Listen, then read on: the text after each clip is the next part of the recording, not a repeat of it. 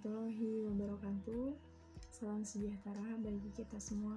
Semoga kita selalu diberikan perlindungan oleh Allah Subhanahu wa Ta'ala dan selalu disehatkan sehingga terhindar dari penyakit yang saat ini sedang mewabah di Indonesia maupun di dunia. Pada kesempatan kali ini, saya dan teman-teman saya akan mempresentasikan tentang perbandingan reformasi birokrasi negara Indonesia dan Jepang. Sebelumnya, saya akan memperkenalkan terlebih dahulu teman-teman saya, yaitu Rini Indriani, Suci Amalia, saya sendiri, kemudian ada Siti Mastufah, Irfan Yuda, Rasya Nurfalah, Sumanto, Riki Adriansah, dan Listia Septiani.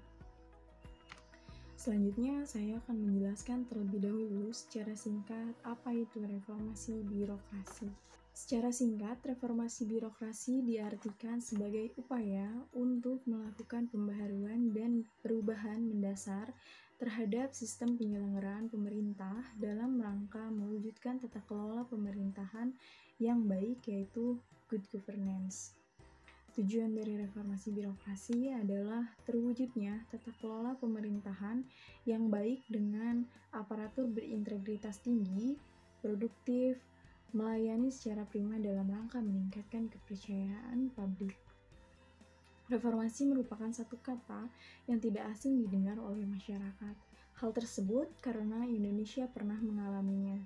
Pada dasarnya, Indonesia sudah melewati masa reformasi sejak tahun 1998. Sejak saat itu pula, Indonesia telah melewati berbagai macam perubahan. Pada hakikatnya, reformasi yang terjadi di Indonesia secara tersirat mengharapkan adanya pemberantasan korupsi, kolusi, dan nepotisme, dan juga pelayanan publik yang lebih baik lagi. Selanjutnya, saya akan membacakan pokok pembahasan yang akan teman-teman saya paparkan nanti. Yang pertama ada latar belakang, kemudian tujuan dan manfaat, lalu ada kerangka pemikiran dan dasar teori, dan ada teori-teori birokrasi, lalu ada dasar hukum, gambaran tentang birokrasi Indonesia, gambaran tentang birokrasi Jepang, dan yang terakhir ada kesimpulan. Mari kita sama-sama simak pemaparan yang akan teman-teman saya berikan. Assalamualaikum warahmatullahi wabarakatuh. Saya Resi Nurpala dari kelompok 1. Di sini saya akan memaparkan latar belakang dari perbandingan reformasi birokrasi negara Indonesia dengan negara Jepang. Setelah bangsa Indonesia selesai melaksanakan tugas terbesarnya, yaitu mengadakan dan mengikuti pemilu dalam rangka memilih wakilnya DPR dan DPD, serta untuk memilih presiden dan wakil presiden, maka bangsa Indonesia melalui para wakilnya dan pimpinannya tengah bersiap-siap untuk bersama-sama melaksanakan tugas-tugas pembangunannya. Bangsa Indonesia di bawah pemerintahan yang baru saat ini memang tengah menghadapi beberapa persoalan bangsa dan negara yang masih belum pulih secara utuh dari keadaan krisis multidimensi. Namun demikian, tentunya harapan terhadap pemerintahan yang baru namun secara formal telah mendapatkan legitimasi langsung dari rakyat perlu diupayakan dengan tetap memberikan masukan-masukan dan dukungan-dukungan agar pemerintahan yang baru dapat melaksanakan tugas dan fungsinya dengan baik tanpa harus menghilangkan fungsi kontrol yang krisis dari masyarakat. Pemerintahan saat ini memang tengah menghadapi permasalahan yang cukup besar. Hal ini memang tidak mudah, namun demikian, dengan memberikan suatu ketelaahan dan analisis yang tepat diharapkan dapat melahirkan kebijakan dan program yang tepat pula sebagai prioritas pembangunan Indonesia saat ini. Prioritas pembangunan memang sangat kompleks untuk dikembangkan, tetapi satu hal yang tidak biasa, tidak atau sudah menjadi suatu kebutuhan yang mutlak. condition sine qua non adalah menyangkut pembangunan sumber daya manusia. Termasuk dalam hal ini adalah pembangunan sumber daya manusia di lingkungan birokrasi pemerintahan. Pembangunan sumber daya manusia memang tidak dapat berdiri sendiri. Oleh karena itu, berbicara birokrasi di Indonesia akan selalu terkait dengan permasalahan yang sangat kompleks. Hal ini dapat dilihat berdasarkan pada dua sumber permasalahan. Yang pertama, dari faktor internal, dan yang kedua, dari faktor eksternal. Dari faktor internal, misalnya terkait dengan masalah-masalah yang meliputi seperti pertama, kualitas sumber daya manusia yang dianggap masih rendah. Yang kedua, sistem dan prosedur bertele-tele. Yang ketiga, budaya kerja yang feodalistik. Yang keempat, kepemimpinan yang kaku dan cenderung tidak visioner. Yang kelima, mental dan moral rendah. Yang keenam, struktur organisasi yang gemuk tapi kurang jelas fungsinya. Yang terakhir, kesejahteraan pegawai yang rendah dan sebagainya. Sedangkan faktor eksternal paling tidak terkait dengan hal-hal seperti yang pertama, kepercayaan masyarakat yang rendah terhadap birokrasi. Yang kedua, tuntunan masyarakat terhadap perlunya birokrasi yang profesional.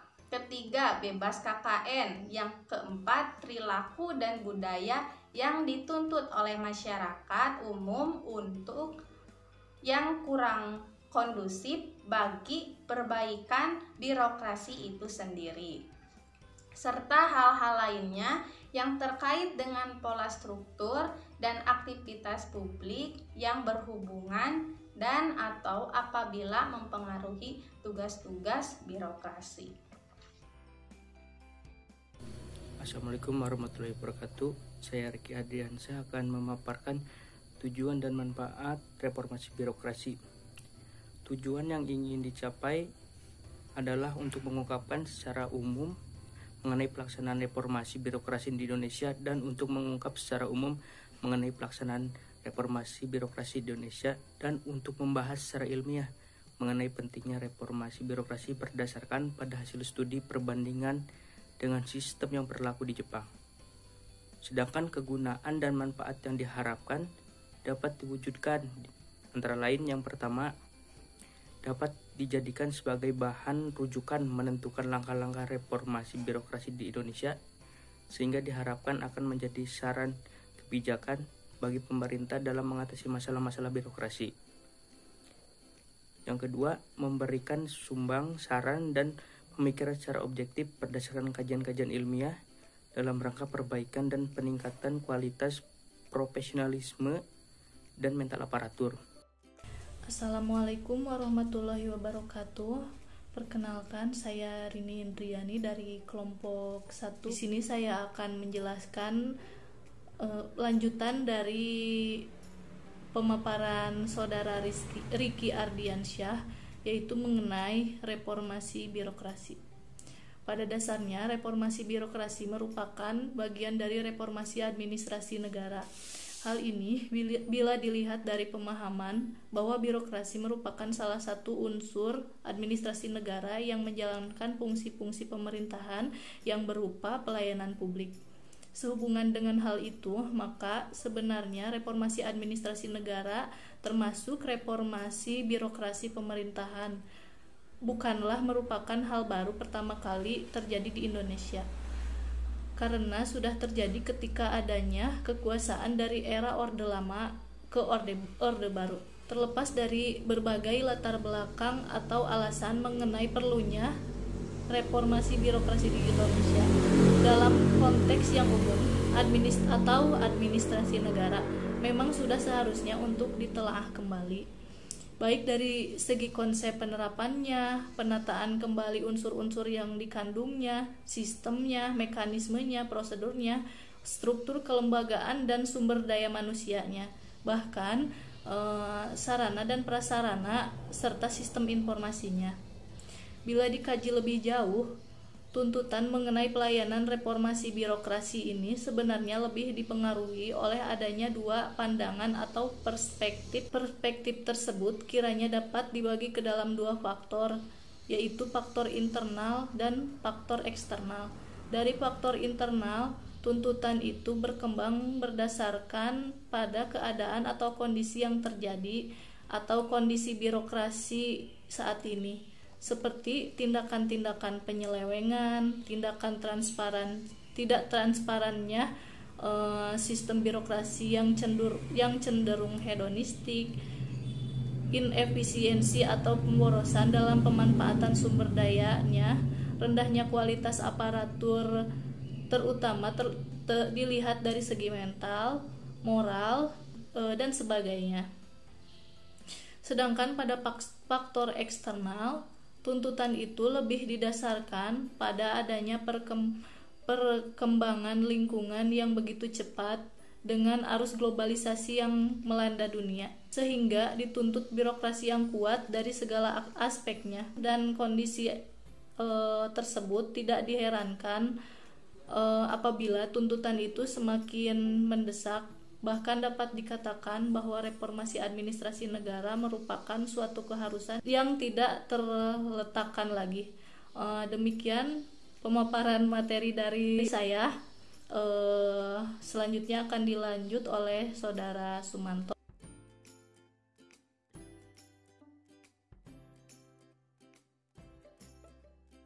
Assalamualaikum warahmatullahi wabarakatuh. Perkenalkan, nama saya Sumanto. Di sini saya akan menyampaikan teori birokrasi klasik atau yang disebut dengan Kakmar. Pada tahun 1845, teori Marx yang disebut sebagai materialisme historis sudah mencapai tahap perkembangan yang matang.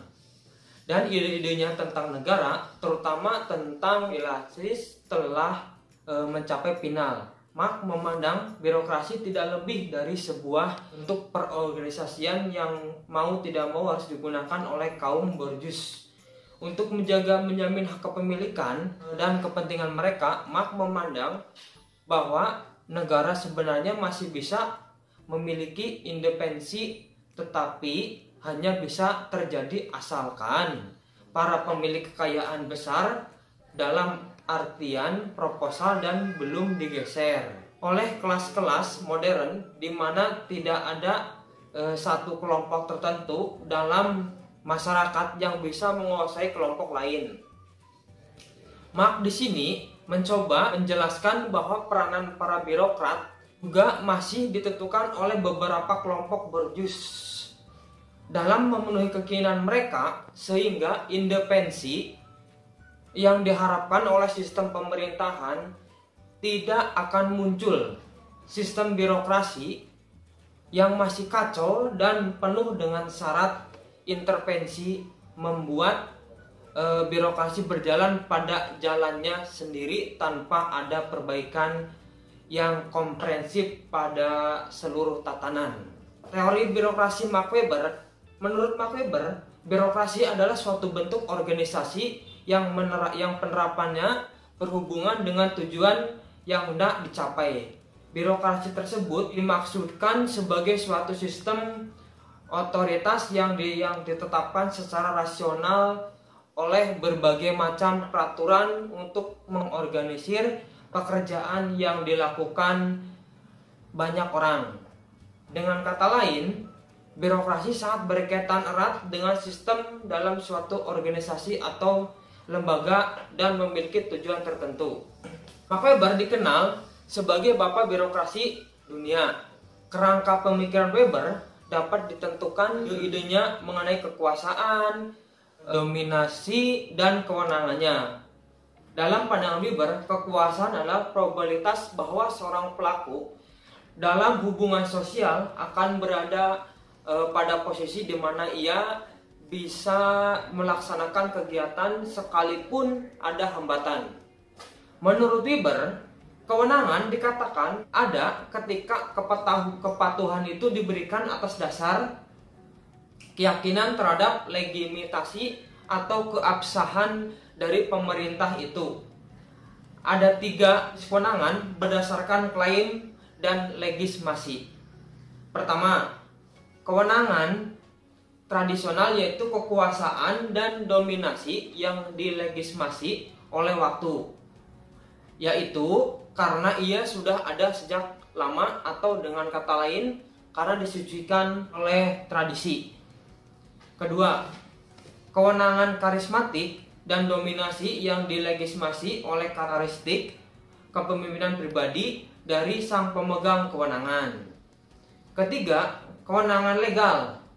Rasional adalah kekuasaan dan dominasi yang dilegitimasi oleh aturan-aturan formal dan hak dari mereka yang mendapatkan kewenangan untuk memberikan perintah sesuai dengan aturan itu. Teori birokrasi modern, David Osborne dan Ted Geber. David Osborne dan Ted Geber melalui bukunya Mewirausahakan Birokrasi mentransformasi semangat wirausaha ke dalam sektor publik, membuat sebuah skema baru dalam mentransformasi tatanan birokrasi yang ada melalui wirausaha. Birokrasi. Menurut David Osborne, persoalan utama yang dihadapi oleh pemerintah dewasa ini bukan terletak pada apa yang dikerjakan, tetapi terletak pada bagaimana mengerjakannya. Teori yang dikembangkan oleh David Osborne dan Geber ini mencoba merubah paradigma sebuah birokrat. Bagaimana seorang birokrat diajarkan untuk efektif, efisien, dan menggunakan jabatannya di memaksimalkan pelayanan ke publik. Sebagai sebuah negara yang heterogen dalam berbagai lini, Indonesia merupakan salah satu dari 5 negara tersebar di dunia. Sudah menjadi kewajiban memiliki tatanan sistem pemerintahan yang baik. Karena sampai pada saat ini Indonesia masih belum bisa terlepas dari masalah ekonomi, kolusi, korupsi, dan nepotisme, di mana dalam hal ini merupakan salah satu rangkaian agenda reformasi tahun 1998 belum dilaksanakan dengan baik. Birokrasi yang menjadi lini terdepan dalam roda pemerintahan tidak menjalankan fungsinya secara baik. Produktivitas yang menurun serta efisiensi dalam menjalankan fungsi jabatan adalah salah satu faktor penghambat pembangunan di Indonesia. Sebuah negara yang bagus adalah sisi politik yang kuat, di mana birokrasi bermain di dalamnya memainkan fungsi secara baik dan sesuai perintah diikuti. Dasar hukum reformasi birokrasi didasari atas Peraturan Presiden Republik Indonesia Nomor 81 Tahun 2010 tentang Grand Design Reformasi Birokrasi 2010-2025. Dalam Grand Design Reformasi Birokrasi 2010-2025 ini dibuat roadmap reformasi birokrasi 2010-2014 fase ke-1 dan roadmap reformasi birokrasi 2015-2019 fase kedua pada 2020. Reformasi birokrasi akan masuk fase ketiga, yaitu sejak 2020 sampai 2024. Fase pertama di bawah kepemimpinan Presiden Susilo Bambang Yudhoyono, serta fase kedua dan ketiga di bawah pimpinan Presiden Joko Widodo. Tujuan reformasi birokrasi sesuai Grand Design Reformasi Birokrasi 2010 sampai 2025 yaitu untuk mewujudkan tata kelola pemerintahan yang baik dengan birokrasi pemerintah dan profesional, berintegritas tinggi, menjadi pelayanan masyarakat dan abdi negara. Assalamualaikum warahmatullahi wabarakatuh. Nama saya Irfan Yuda Prayoga. Saya akan memaparkan tentang gambaran kondisi birokrasi Indonesia. Yang pertama, aspek kelembagaan.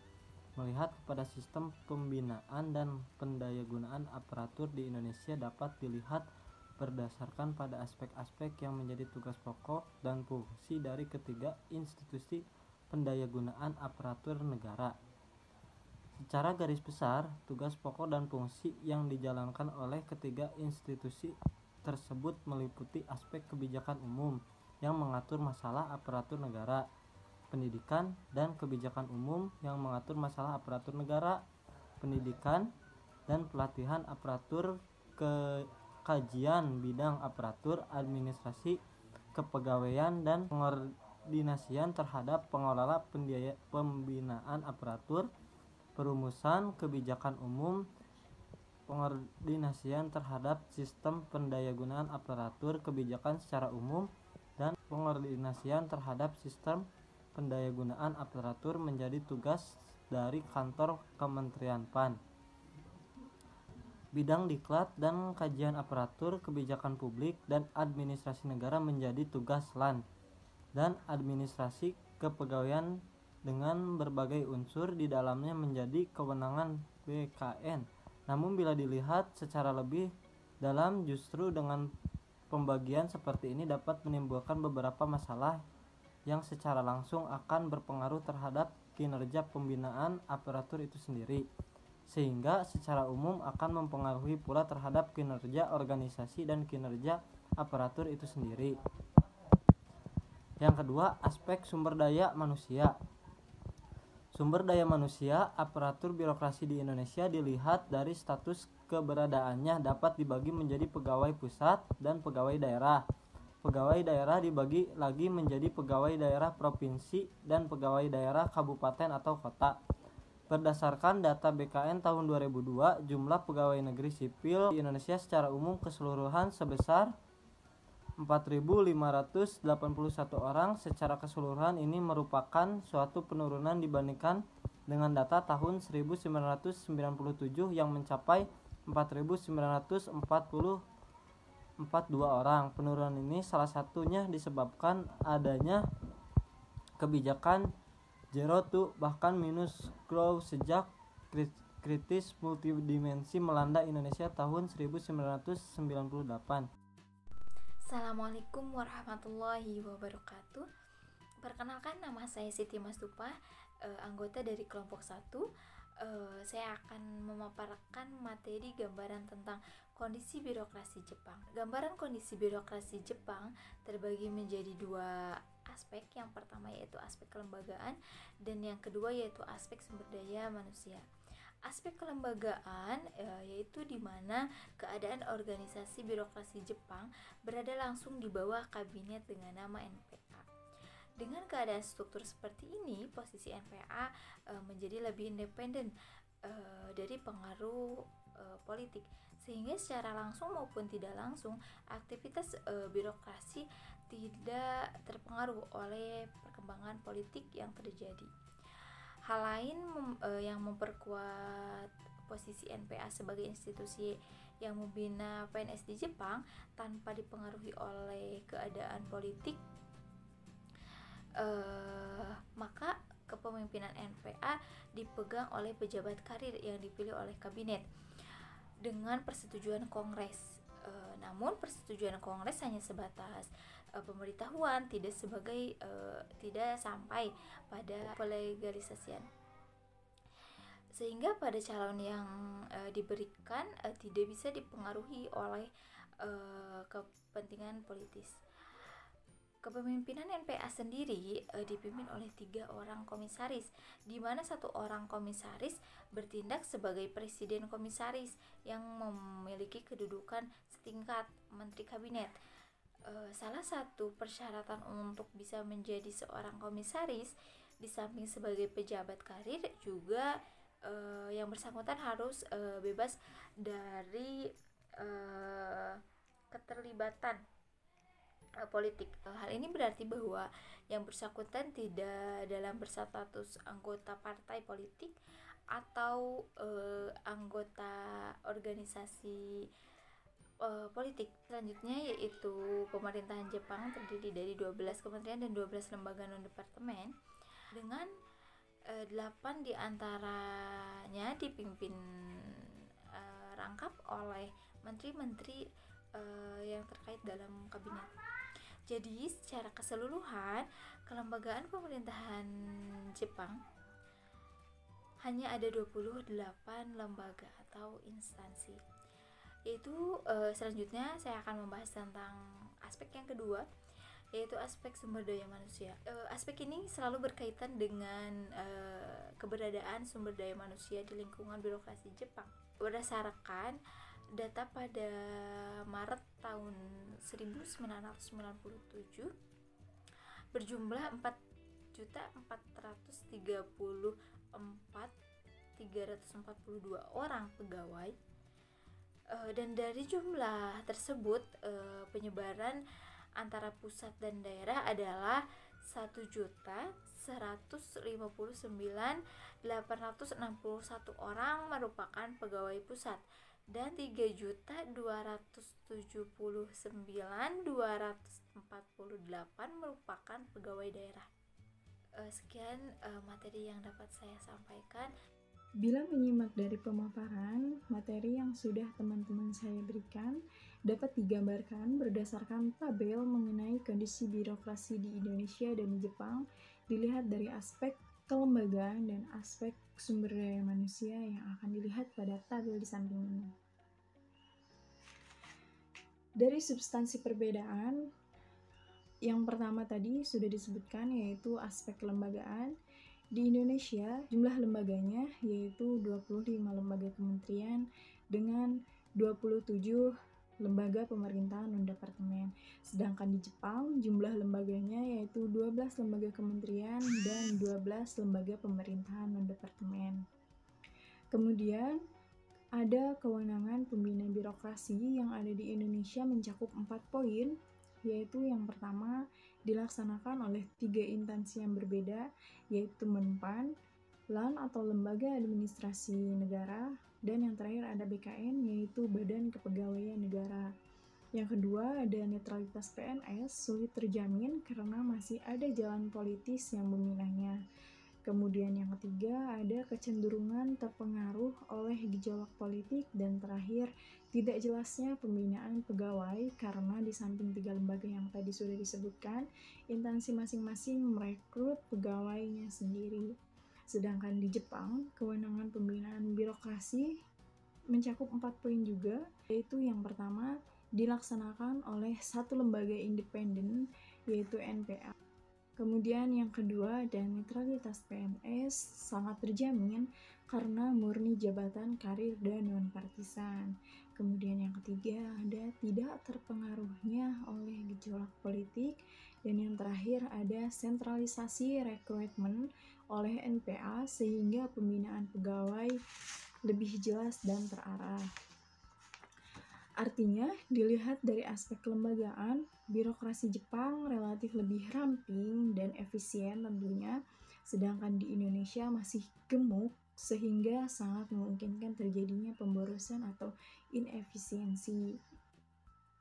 Kemudian aspek yang kedua yaitu sumber daya manusia, di mana di Indonesia status pusat dan daerahnya sebagian besar merupakan PNS yang tersebar di pusat, dengan artian 7 kali lebih besar dibandingkan daerah.